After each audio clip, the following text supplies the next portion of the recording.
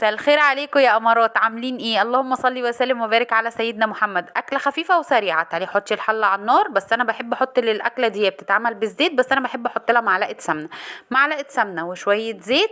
والبصله اللي انا هنزل بيها دي اختياري، حابه تحطيها حطيها، مش حابه تحطيها ما تحطهاش. بس ما تنسيش يا بطه يا وزه يا حلوه انت وهي تعملي اللايك بتاعي وتكتبي لي كومنت حلو منك كده.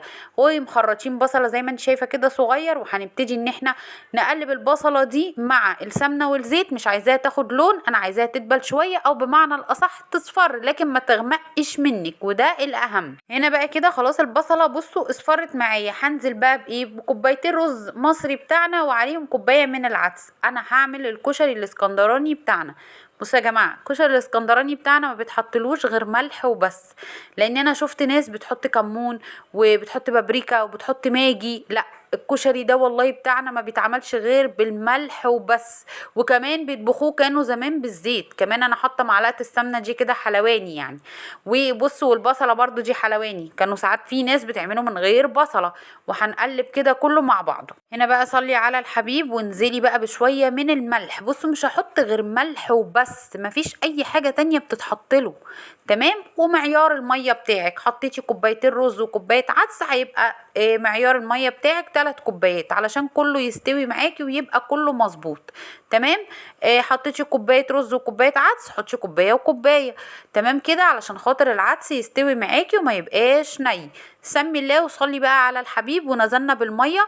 اول ما يبتدي ان هو يغلي معاكي على طول تهدي نارك وتوطيها علشان خاطر ما يتلسعش منك. او في ناس بتقول انا على طول الرز لازق مني. ما هو على طول الرز لازق منك ليه يا ست الكل؟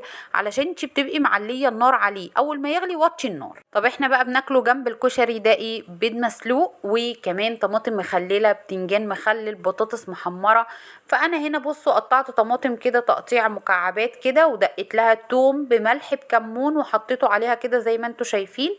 وكمان هتحط لها ايه؟ هحط لها حته من الشتيطه اللي انا عاملاها اهو. وعصرة بقى الليمون الحلوة وشوية من الخل.